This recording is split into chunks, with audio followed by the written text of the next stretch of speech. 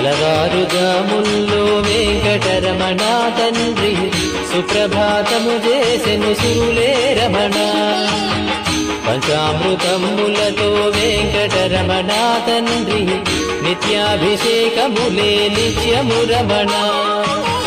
వజ్రమకుటంబుతోను వెంకటరమణ తండ్రి శంకు చక్రధారుడవే తిరుమల రమణ.